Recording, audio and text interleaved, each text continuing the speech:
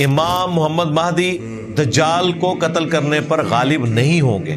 اللہ تعالیٰ عیسیٰ ابن مریم کے ذریعے اس دجال کو قتل کروائے گا.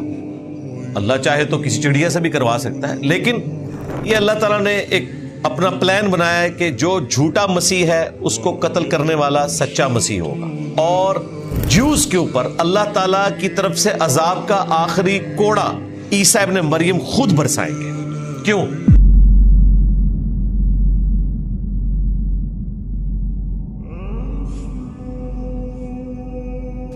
بنی اسرائیل کے کیس میں 2 عروج کے بعد 2 زوال آئے اور دیٹس آل. لیکن اس امت میں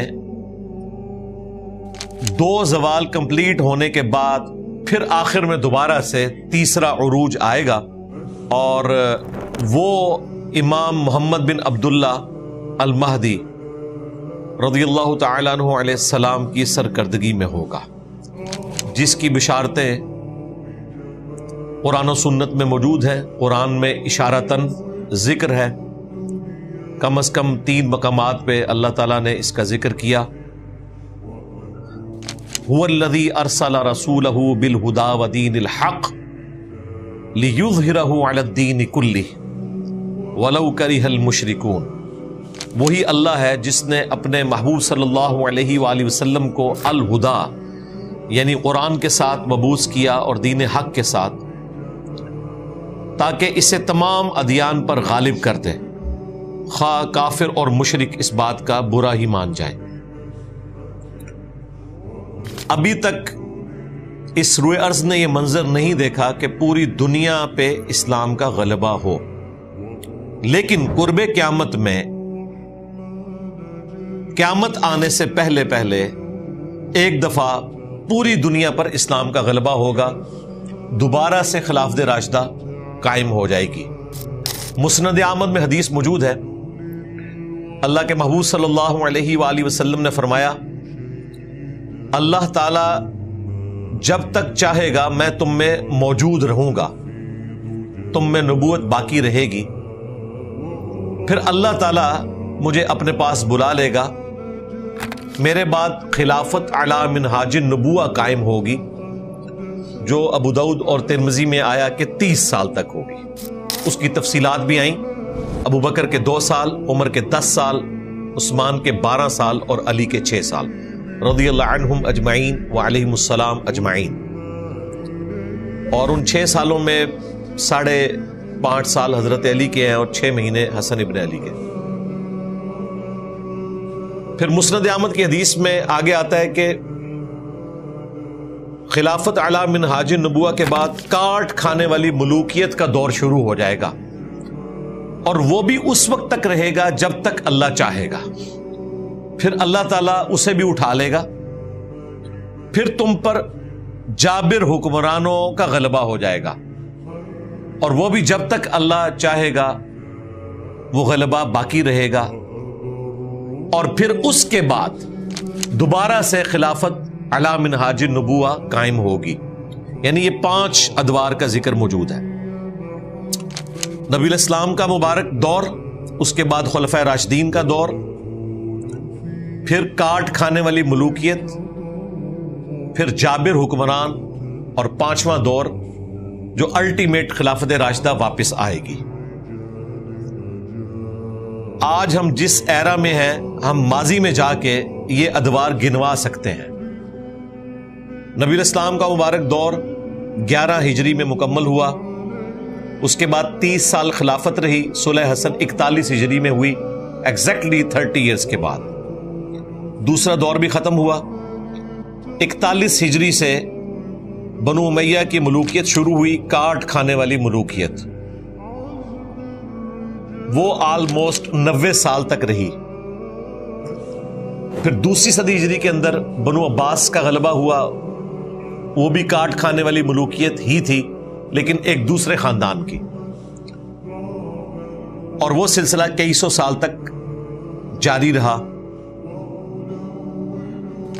اور اس میں مسلمانوں پر عروج و زوال کا سلسلہ رہا، آپس میں بھی طوائف الملوکی ہوئی، یہ سب کچھ ہوتا رہا. اسی دوران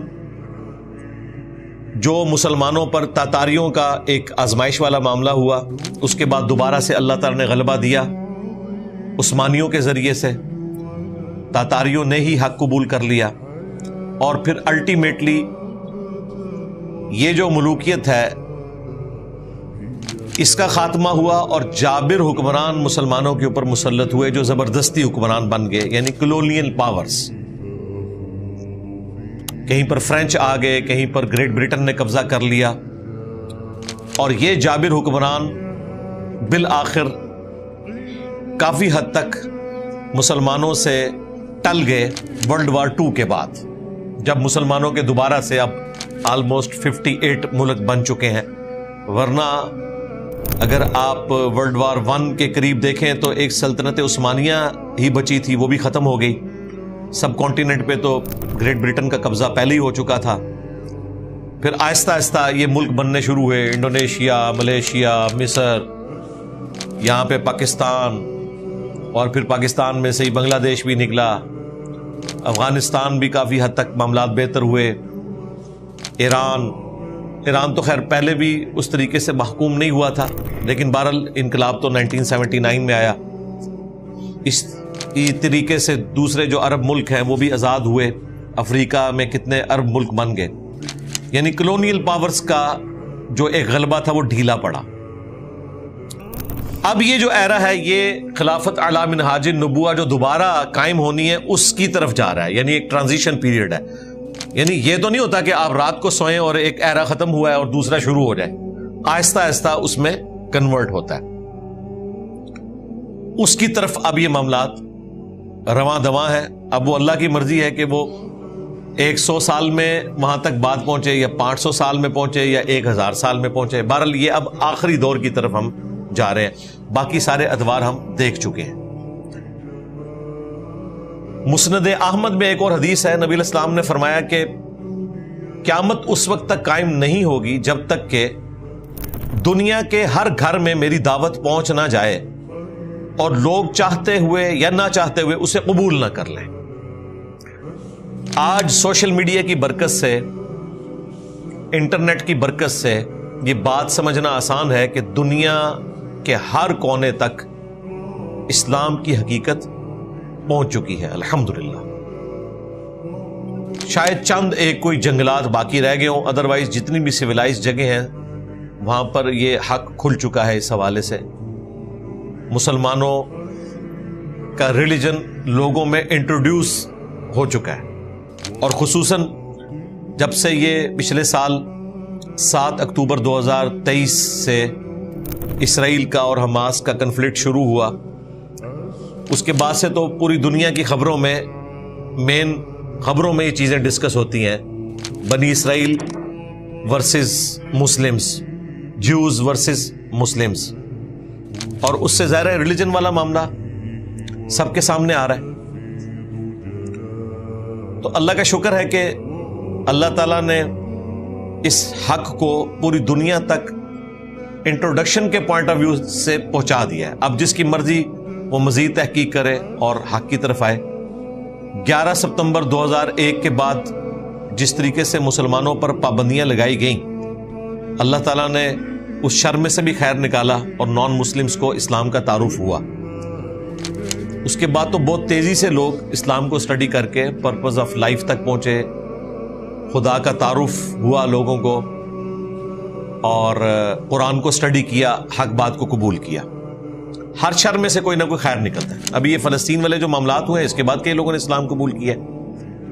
ایٹ لیسٹ یورپ امریکہ میں لوگوں کے دماغ کھلے ہوئے ہیں، وہ جب کسی تحقیق میں پڑھتے ہیں تو کوئی نہ کوئی رزلٹ ضرور نکال لیتے ہیں، اور جو حق کے متلاشی ہیں وہ حق تک پہنچ جاتے ہیں۔ سنن نبی داؤد کے اندر اور مسند احمد کے اندر کئی ایک احادیث ہے کہ نبی علیہ السلام نے فرمایا قیامت اس وقت تک قائم نہیں ہوگی جب تک کہ میری بیٹی فاطمہ کی اولاد میں سے ایک شخص نہ پیدا ہو جائے میرے ہی نام پر جو پوری دنیا کو انصاف سے بھر دے گا۔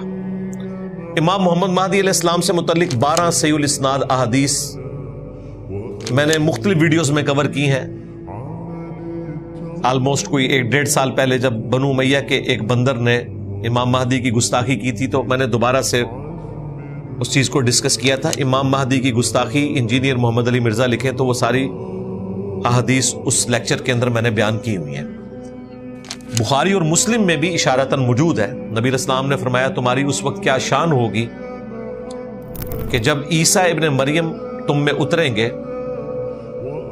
سلیب کو توڑ دیں گے، خنزیر کو قتل کر دیں گے اور جزیہ موقوف کر دیں گے، اور پوری دنیا میں امن ہوگا، اور وہ عادل حکمران کی حیثیت سے مسلمانوں میں اتریں گے. اور تمہاری اس وقت کیا شان ہوگی کہ جب تمہارا امام تمہیں میں سے ہوگا. اب یہ امام کا ترجمہ دو طرح سے کیا گیا ہے. ایک ترجمہ یہ کیا گیا کہ جو مسلمانوں کا امیر ہے اس کے پیچھے حضرت عیسیٰ ابن مریم نماز پڑھیں گے، کیونکہ مسلم شریف میں آتا ہے کہ اقامت ہو چکی ہوگی، مسلمانوں کا امیر کہے گا کہ آپ نماز پڑھائیں تو وہ کہیں گے کہ نہیں، یہ فضیلت امت محمدیہ کو اللہ تعالیٰ نے دی ہے، تم میں سے بعض کے امام ہوتے ہیں، میں تمہارے پیچھے نماز پڑھوں گا. اور امام کا ایک ترجمہ یہ بھی کیا گیا ہے کہ تمہیں گائیڈ کرنے والی چیز تمہیں میں سے ہوگی، یعنی قرآن و سنت، کیونکہ وہ بھی امام ہے، یعنی وہ تمہاری شریعت کے مطابق چلیں گے، وہ نئی شریعت نہیں لے کے آئیں گے، وہ امتی بن کر آئیں گے. امتی نبی نہیں بن کے آئیں گے، امتی بن کر. نبی وہ پہلے سے ہے. یہی دجالی دھوکہ دیا غلام احمد قادیانی نے، کہ اس نے کہا کہ جب آپ لوگ بنی اسرائیل سے ایک امتی نبی ادھار لے رہے ہیں تو میں تو خود رسول اللہ کی امت سے ہوں، تو مجھے کیوں نہیں لے رہے، میری خدمات حاصل کریں. تو ہم نے بنی اسرائیل سے کوئی ادھار نبی نہیں لیا، وہ امتی نبی نہیں ہے، بلکہ وہ نبی پہلے سے ہیں، امتی بن کر آئیں گے. نبوت چھینی نہیں ہوگی، نبی امتی ہیں، وہ امتی نبی نہیں ہے. یہ الفاظ کے فرق سے اس دجل کو ایڈریس کیا جا سکتا ہے. تو وہ کوئی امتی نبی نہیں ہے، وہ نبی ہیں جو امتی بن کر آئیں گے. اس امت میں وہ نبی کی حیثیت سے نہیں بلکہ دین کے مجدد کی حیثیت سے، ایک پولیٹیکل مسلمانوں کے لیڈر کی حیثیت سے آ رہے ہوں گے. شریعت وہی ہے، کیونکہ صحیح مسلم میں جب یہ حدیث آتی ہے نا کہ عیسیٰ ابن مریم تم میں اتریں گے اور تمہارا امام تمہیں میں سے ہوگا، مسلمانوں کا امیر نماز پڑھائے گا، عیسیٰ ابن مریم اس کے پیچھے نماز پڑھیں گے، تو آگے راوی حدیث کے الفاظ ہیں وہ تمہیں اللہ کی کتاب اور تمہارے نبی کی سنت کے مطابق چلائیں گے. یہ صحیح مسلم میں 394 نمبر حدیث ہے سٹارٹ ہی میں. تو اس میں یہ مقدمہ بالکل کلیئر ہے. باقی عیسیٰ ابن مریم کا دنیا میں آنا، اس کے حوالے سے قرآن و سنت کے دلائل وہ میں الگ سے ویڈیوز میں ذکر کر چکا ہوں. قرآن کلاسز متحمل نہیں ہے کہ ہم اس کی تفصیل میں جائیں، چونکہ یہ ٹاپک اس کے ساتھ جڑا ہوا تھا کہ مسلمانوں پر تیسرا عروج آنا ہے امام محمد مہدی کے ذریعے، اور اس میں بھی جو ایک کرٹیکل ایشو ہے دجال کو قتل کرنے کا، چونکہ وہ فتنہ بہت بڑا ہوگا، اس کے لیے ایک غیر معمولی انسان کی ضرورت ہے. امام محمد مہدی دجال کو قتل کرنے پر غالب نہیں ہوں گے. اللہ تعالیٰ عیسیٰ ابن مریم کے ذریعے اس دجال کو قتل کروائے گا. اللہ چاہے تو کسی چڑیا سے بھی کروا سکتا ہے، لیکن یہ اللہ تعالیٰ نے ایک اپنا پلان بنایا ہے کہ جو جھوٹا مسیح ہے اس کو قتل کرنے والا سچا مسیح ہوگا. اور جوز کے اوپر اللہ تعالیٰ کی طرف سے عذاب کا آخری کوڑا عیسیٰ ابن مریم خود برسائیں گے. کیوں؟ جب کبھی بھی نبیوں کا انکار ہوا ہے جو رسول بن کر آتے تھے، سمپل نبی نہیں رسول، تو اللہ تعالیٰ کی طرف سے عذاب آتا تھا. قوم نوح کے اوپر عذاب آیا، قوم عاد پہ، قوم سمود پہ. خود ہمارے نبی الاسلام کے کیس میں جہاد اور قتال کے ذریعے اللہ تعالیٰ نے کفار مکہ کے اوپر اور مشرکین عرب کے اوپر اور رومنز اور پرشینز کے اوپر عذاب مسلط کیا، جو سورہ التوبہ کے اندر رپورٹ ہوا. کیا مسلمانوں تمہاری تلواروں کے ذریعے اللہ تعالیٰ ان پر عذاب بھیجے گا. عیسیٰ ابن مریم کا بھی انکار کیا تھا جیوز نے. وہاں پر اللہ تعالیٰ نے عیسیٰ ابن مریم کو تو بچا لیا، لیکن دنیا میں باقی نہیں رکھا, آسمانوں پہ اٹھا لیا. اگر دنیا میں وہ باقی رہتے تو وہی سنت رپیٹ ہوتی کہ صرف ان کے ساتھی بچائے جاتے, باقی سارے کے سارے جوز تباہ کر دیے جاتے. یہ اللہ تعالیٰ کی سنت کا تقاضا تھا کہ کوئی دنیا میں یہودی باقی نہ رہتا, کیونکہ انہوں نے وقت پیغمبر کا انکار کیا تھا. نوح علیہ السلام کے مخالفین بھی تو ہزاروں میں تھے, صرف 78 بندے بچائے گئے. یہاں پہ بھی حضرت عیسیٰ علیہ السلام کے مخالفین نے تباہ و برباد ہونا تھا, لیکن یہاں پر اللہ تعالیٰ نے عیسیٰ ابن مریم کو بچا لیا, دنیا میں باقی نہیں رکھا. وہ دوبارہ آئیں گے قرب قیامت میں.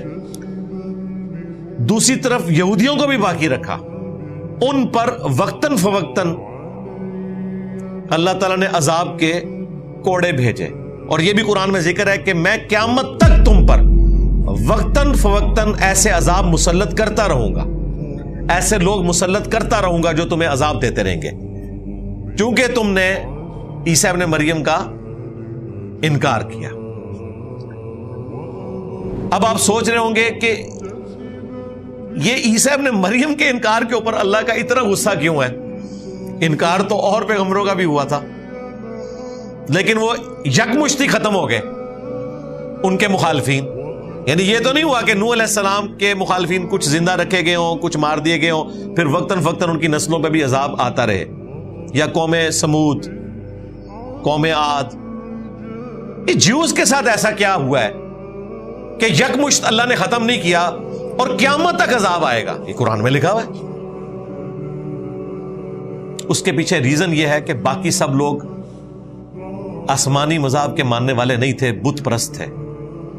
جیوز جو ہے نا وہ تو کلیم کرتے تھے کہ ہم پیغمبروں کے ماننے والے ہیں, ہم ابراہیمی ہیں, اس لیے انہیں سزا بڑی ملی ہے کہ تم پیغمبروں کے ماننے والے ہونے کے باوجود تم نے ہمارے اولو العزم پیغمبر عیسیٰ ابن مریم کا انکار کیا, تمہاری نسلیں بھی اب عذاب بھگتیں گی اگر وہ حق کے راستے پر نہیں آتی. ویسے یہ ہوا ہے کہ چند ایک خوش نصیبوں نے بعد میں حق قبول کر لیا ہے, لیکن اوورال روش ان کی آج تک وہی ہے. اس لیے وقتاً فوقتاً ان پر عذاب کے کوڑے آئے. ایک تو کچھ عرصے بعد ہی آ گیا, 33 عیسوی میں عیسیٰ ابن مریم کو اٹھایا گیا, 70 عیسوی میں آلموسٹ 37 ایئرز کے بعد ٹائٹس نے ان پر حملہ کیا, جو ہم نے پچھلی دفعہ ڈسکس کیا تھا. یروشلم تباہ و برباد کر دیا.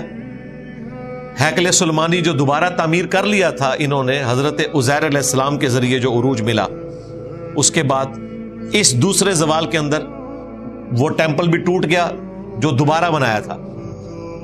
ایک دیوار اس کی سلامت ہے, ویلنگ وال, جس کے سامنے وہ گریا کرتے ہیں, یوں کر کے تورات پڑھ رہے ہوتے ہیں. اور اب انہوں نے تیسرا ٹیمپل تعمیر کرنا ہے, اور ان کا یہ عقیدہ ہے کہ وہ جب تعمیر ہوگا اس کے لیے ریڈ ہائیفرز بھی آئیں, وہ سرخ گائیں جو 5 چل پڑی تھی اور مسلمانوں کو ہاتھ پاؤں پڑ گئے. یعنی قرآن و حدیث سے ان کو کبھی کوئی وعید نہیں سمجھ آئی ہے. وہ انہوں نے 5 گائے لے لی. ہم نے اس وقت بھی کہا تھا کچھ نہیں ہوگا, اور اللہ کا شکر ہے اپریل گزر گیا, پھر مئی بھی گزر گیا, اب یہ آج 18 اگست 2024 ہے. وہ معاملہ تو وہیں پہ رکا ہوا ہے. بہرحال وہ تیسرا جب ٹیمپل تعمیر کریں گے, ان کا نظریہ ہے کہ پھر ہمارا مسیحا آئے گا, اور وہ مسیحا جس کا وہ انتظار کر رہے ہیں وہ آلموسٹ 2000 سال پہلے آ کے جا چکے ہیں, عیسیٰ ابن مریم. اب جب وہ دوبارہ آئیں گے نا تو وہ ان کے جعلی مسیحا کو قتل کرنے آئیں گے. اسی لیے دیکھیں دجال کو بھی مسیح کہا جاتا ہے, مسیح الدجال, یعنی دجل والا مسایا, جھوٹا مسایا. اور سچے مسیح کون ہے؟ یسوع مسیح, عیسیٰ ابن مریم. وہ سچے مسیح ہیں, وہ جھوٹا مسیح ہے. مسایا وہ بھی ہے, وہ صحیح مسلم میں آتا ہے اس کے حکم سے آسمان بارش برسائے گا, کھیتیاں اگیں گی. بخاری مسلم میں آتا ہے کہ وہ لوگوں کو قتل کر کے زندہ بھی کر لے گا. تو کام تو وہ حضرت عیسیٰ والے کر رہا ہوگا, لیکن وہ جھوٹا مسیح, وہ آزمائش ہے مسلمانوں کے لیے. سچے مسیح جو ہیں وہ عیسیٰ ابن مریم ہے. فیصلہ کب ہوگا؟ جب عیسیٰ ابن مریم اسے قتل کریں گے. لد نامی گاؤں کے پاس نیزہ مار کے عیسیٰ ابن مریم کی سانس سے وہ پگھلے گا. یہ پریکٹیکلی ایک اناؤنسمنٹ ہوگی کہ سچا مسیح وہ ہے جس نے قتل کر دیا اس جھوٹے مسیح کو. اگر وہ مسیح سچا ہوتا تو وہ غالب آتا نا.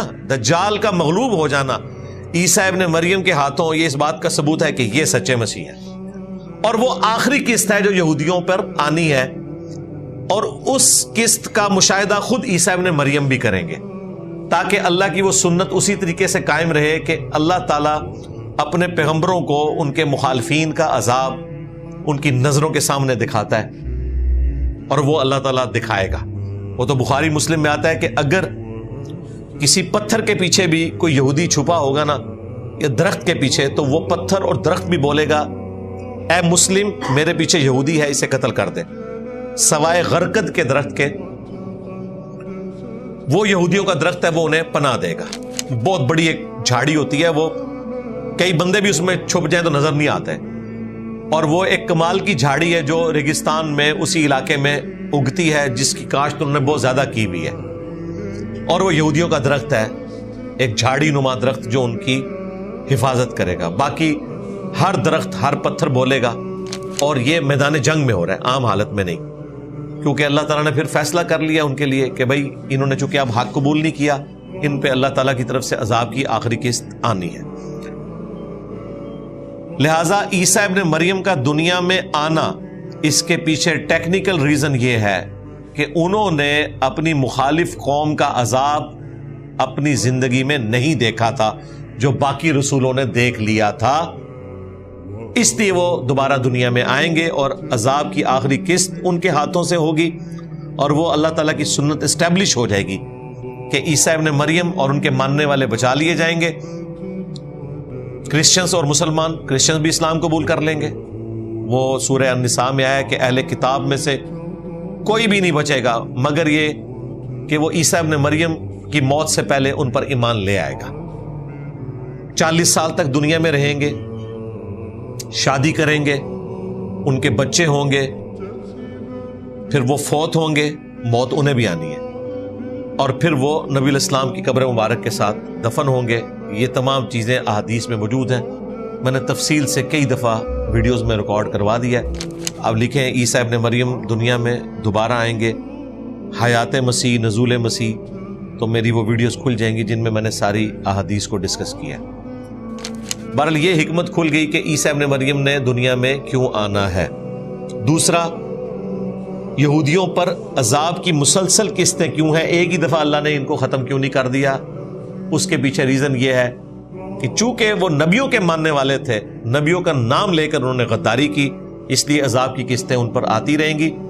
ٹائٹس نے 70 عیسوی میں کیا، اس کے بعد بھی کرسچنز نے بڑا مشکل ٹف ٹائم دیا ان کو، اور یہ پچھلی صدی میں تو ہم نے اتنی بڑی عذاب کی قسط دیکھی کہ 60 لاکھ یہودی قتل ہوئے ہٹلر کے ہاتھوں ورلڈ وار 2 کے اندر، ہولوکاسٹ جسے کہتے ہیں۔ اس میں ہٹلر کا جرم اپنی جگہ ہے، لیکن ان کے اوپر اللہ تعالیٰ کی طرف سے آزمائش آئی، اور آج بھی جو اوریجنل جیوز ہیں وہ تو ریاست اسرائیل کے بھی خلاف ہیں، وہ کہتے ہیں یہ اللہ تعالیٰ نے ہمیں عذاب دیا ہوا ہے، ہماری جب توبہ قبول ہوگی اللہ تعالیٰ خود ہمیں یروشلم کی زمین واپس کر دے گا۔ اس لیے وہ زائنسٹ موومنٹ کو صحیح نہیں سمجھتے، اس لیے آپ دیکھتے ہیں وہ جو پریکٹسنگ یہودی ہیں جن کی لمبی لمبی داڑھی ہیں بالکل اہل حدیثوں کی طرح، اور لمبے لمبے بال رکھے ہوئے ہیں انہوں نے، اور وہ کیپ پہنی ہوئی ہے انہوں نے بڑی بڑی، اور ان کے آپ دیکھیں سارے وہ دیکھنے میں لگتے ہی نہیں ہے مطلب کہ وہ مسلم ہے یا نان مسلم ہے، صرف بالوں سے پہچانے جاتے ہیں، ادروائز داڑیاں بالکل ہماری طرح ان کی نظر آ رہی ہوتی ہے، سچی داڑیاں۔ وہ سارے تو فلسطین کا جھنڈا لگا کے اسرائیل کے خلاف پروٹیسٹ کر رہے ہوتے ہیں امریکہ میں، یورپ میں، کیونکہ وہ زائنسٹ موومنٹ کے خلاف ہیں۔ وہ کہتے ہیں یہ لوگ شریعت کے خلاف چل رہے ہیں، اور کسی حد تک ان کا موقف درست ہے، کیونکہ یہودیوں نے تو حضرت موسیٰ علیہ السلام جب دنیا میں موجود تھے اس وقت جہاد نہیں کیا تھا، تو اب انہوں نے جہاد کہاں سے کرنا ہے؟ تو اس لیے وہ جہاد اور قتال والا معاملہ کر ہی نہیں سکتے۔ یہ تو کمال کی گیم کی ہے زائنسٹ موومنٹ نے کہ کس طریقے سے انہوں نے بالفور ڈکلیریشن کر کے وہ یہودی جو کئی سو سال سے یورپ میں وہ سٹیٹس گزار رہے تھے جو ہمارے پڑوسی ملک میں شودروں کا بھی نہیں، اس سے بھی کم تر، ان کی بستیاں الگ ہوتی تھیں، اور انہی بستیوں کے کارنر پہ سارے کرسچنز اپنا کوڑا کرکٹ پھینکتے تھے، اونچی اونچی دیواریں بنائی ہوئی ہوتی تھیں، ان کے اندر یہ زندگیاں گزارتے تھے، اور ان کے اوپر ضروری ہوتا تھا ہر ایک نے اپنے بازو کے اوپر ڈیوڈ سٹار وہ 6 کونوں والا لگا کے رکھنا ہے تاکہ دور سے پتہ چل جائے کہ یہ یہودی ہے، اس سے دور رہنا ہے. اچھوت کے طور پہ ڈیل کرتے تھے انہیں اچھا نہیں سمجھتے تھے. اتوار والے دن تو ان پہ نکلنے پہ بھی پابندی ہوتی تھی. یعنی جو کچھ آپ کے ملک میں قادیانیوں کے ساتھ کیا جا رہا ہے نا، یہ تو شاہی کوئی نہیں جو کرسچنز نے یہودیوں کے ساتھ کیا ہے. آج ہم جس ایرا میں ہیں یہ ذرا آپ کو چینج نظر آ رہا ہے کہ جوز اور کرسچنز کی دوستی ہو چکی ہے مفادات کی خاطر. یہ پوسٹ ورلڈ وار 1 ہے، اور اس میں بھی پوسٹ ورلڈ وار 2، جس کے بعد انہوں نے ان پہ ترس کھا کے انہیں اسرائیل کی ریاست دے دی اور ایک نئی مصیبت کھڑی کر دی مسلمانوں کے لیے جو آج تک ہم بھوگت رہے ہیں. ورنہ سلوک ان کے ساتھ بہت برا ہوتا تھا. ظاہر ہے کہ عیسیٰ ابن مریم کرسچنز کے نزدیک خدا یا خدا کا بیٹا، اور جوز کہتے تھے یہ دجال ہے، آؤٹ آف ویڈ لاک پیدا ہوا ہے. نعوذ باللہ. مجھے بتائیں 180 ڈگری عقائد و نظریات ہوں، ایک شخص کو ایک پارٹی خدا مانے ہوئے اور دوسری پارٹی کہہ رہی ہے کہ تو یہ عام انسان بھی نہیں ہے، یہ تو آؤٹ آف ویڈ لاک پیدا ہوا ہے. نعوذ باللہ. تو ان کا آپس میں اتفاق ہو ہی نہیں سکتا. یہ تو گستاخی سے بھی کوئی اگلا درجے کی کوئی چیز ہے، اس سے بھی زیادہ کوئی بری چیز ہے. گستاخی کا تو ورڈ ہی چھوٹا ہے. لیکن یہ مفادات کی خاطر پالیٹکس اور یہ سارا کچھ ہوا. پھر ظاہر ہے کہ 18ویں 19ویں اور 20ویں صدی کے اندر بیسک ہیومن رائٹس اور ڈیموکریسی اس قسم کی آوازوں کی وجہ سے پھر لوگوں نے وہ جو سخت مذہبی رویے تھے انہیں پیچھے رکھ کے تو اکوموڈیٹ کیا ایک دوسرے کو. یہ آج آپ کو بتایا جاتا ہے دنیا کی معیشت یہودیوں کے قبضے میں ہے. دنیا کی غریب ترین قوم تھی یہ ایک راس چائلڈ، ان میں ایک بچہ سمجھدار پیدا ہوا آج سے کوئی 300-400 سال پہلے، اور اس نے کاروبار شروع کیا. ہے ایماندار تھا، کرتے کرتے بینکنگ کا نظام، پھر اس نے سب کو ساتھ ملایا. پوری دنیا کے بینک ان کے قبضے میں ہے. ادروائز یہ تو ایک سمجھ لیں تیسرے درجے کے جو شہری ہیں نا، ان سے بھی برا وقت یہ گزار رہے تھے اس دنیا میں. انہوں نے بہت مشکل وقت دیکھا ہے. آج ہمیں اتنی ان کی رونق نظر آ رہی پوری دنیا میں، دولت کے اعتبار سے بھی، شہرت کے اعتبار سے بھی، طاقت کے اعتبار سے بھی. یہ آلموسٹ سمجھ لیں پچھلے 100 سال کی گیم ہے جس میں یہ دنیا کی پالیٹکس میں اوپر آئے، اور دولت کے اعتبار سے بھی بمشکل 250-300 سال کی گیم ہے. اس سے پہلے یہ لوگ اسی طریقے سے غریب ہی تھے. تو یہ ساری ہسٹری معلوم ہونا ضروری ہے. اب اگلی آیات کے اندر اللہ تعالیٰ نے آفر دی ہے جیوز کو کہ ابھی بھی وقت باقی ہے، اگر تم توبہ کرنا چاہو تو ہم تمہیں یہ گلہ نہیں کریں گے کہ تم جونیئر مسلمان ہو اور دوسرے سینئر مسلمان ہیں. اللہ تعالیٰ تمہیں قبول کرنے کے لیے تیار ہے. وہ بیچارے سینئر ہی تھے لیکن حرکتوں کی وجہ سے جونیئر ہو گئے نا. سینئر تھے، جیوز سینئر مسلمان ہیں. اس وقت جو حضرت عیسیٰ ابن مریم کون ہے؟ بنی اسرائیل میں سے. ان کا انکار کر کے یہ جوز جو ہیں وہ کافر ہوئے. ادروائز انکار نہ کرتے تو سینئر ہی رہتے. اس وقت تک بھی سینئر تھے. جیسے ہی عیسیٰ ابن مریم کا انکار کیا، اکڑ میں آگے کہ یہ نوجوان لڑکا، اس کی پیروی ہم کیوں کریں. اتنی بڑی بڑی لمبی لمبی داڑھیوں والے لوگ بیٹھے ہوئے تھے. انہوں نے یہ نہیں دیکھا کہ بھائی وہ پیغمبر ہے، تم تو صرف علماء ہو جن کا کام پیغمبروں کی لیگیسی کو آگے لے کے چلنا ہے، اور جب پیغمبر دنیا میں آ جائے پھر تم نے لیڈرشپ چھوڑ دینی ہے، پھر مسلح آ کے پیغمبر نے سنبھالنا ہے. لیکن انہوں نے اپنی مسد نہیں چھوڑی، ذلیل و خوار ہو گئے. نہ صرف عیسیٰ ابن مریم کے ساتھ یہ کیا، خود ہمارے محبوب علیہ السلام کے ساتھ بھی کیا. ادھر تو ان کے پاس اور سٹرونگ بہانہ آ گیا نا کہ نبی علیہ السلام بنی اسرائیل میں سے آئی نہیں ہے. نبی علیہ السلام تو بنو اسماعیل میں سے تھے. عیسیٰ ابن مریم کے کیس میں یہ بہانہ بھی نہیں تھا، وہ تو بنی اسرائیل میں سے تھے. انہیں بھی قبول نہیں کیا، نبی علیہ السلام کو بھی قبول نہیں کیا، اس لیے وہ تباہ و برباد ہو گئے. اب آ جائیں اس آیت کی طرف. آیت نمبر 8.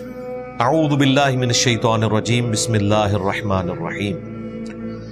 عسى ربكم ان يرحمكم قریب ہے کہ تمہارا رب تم پر اب بھی رحم فرمائے. وَإِنْ عُدْتُمْ عُدْنَا، اگر تم نے پھر سرکشی کی تو پھر ہم تمہارے ساتھ وہی سلوک کریں گے. یعنی ابھی بھی ٹائم ہے، نبی علیہ السلام دنیا میں آ چکے ہیں، 2 عروج 2 زوال تم دیکھ چکے ہو، اب بھی تمہیں عروج مل سکتا ہے اگر تم حق کا راستہ اختیار کرو. لیکن ابھی بھی اگر تم باز نہ آئے تو ہم پھر لوٹیں گے. اور یہی ہوا کہ باز نہیں آئے اور پھر اللہ تعالیٰ نے مسلسل ان پر عذاب کے کوڑے برسائے جو قیامت تک برستے رہیں گے. وَجَعَلْنَا جَهَنَّمَ لِلْكَافِرِينَ حَصِيرًا، اور ہم نے بنا دیا ہے جہنم کو کافروں کے لیے قید خانہ. وَلِعَوْذُ بِاللَّهِ تَعَالَى اللَّهُمَّ أَجِرْنَا مِنَ النَّارِ. اگر وہ حق قبول کر لیتے تو اللہ تعالیٰ نے انہیں ایکسپٹ کر لینا تھا، لیکن ایسا نہیں ہوا. ان ھذا القرآن، اگر تم نے حق قبول کرنا ہے تو بے شک یہ ہے قرآن، یہدی للتی ہی اقوم، جو کہ راستہ دکھاتا ہے وہ جو کہ بالکل سیدھا ہے. وَيُبَشِّرُ الْمُؤْمِنِينَ، اور بشارت سناتا ہے اہل ایمان کو. الذین یعملون الصالحات، وہ اہل ایمان جو نیک اعمال کرتے ہیں. صرف ایمان لانا کافی نہیں ہے، صرف اللہ کو ماننا کافی نہیں، اللہ کی بھی ماننی ہے، نیک اعمال بھی اختیار کرنے ہیں. ان لہم اجرا کبیرا، کہ ان کے لیے بہت ہی بڑا اجر ہے. اللہم اجعلنا منہم، آمین. وان الذین لا یؤمنون بالآخرہ، اور یہ کہ جو لوگ آخرت کے دن کے اوپر ایمان نہیں لاتے، اعتدنا لہم عذابا علیما، ان کے لیے تیار کیا گیا ہے دردناک عذاب. اللہم لا تجعلنا منہم، آمین.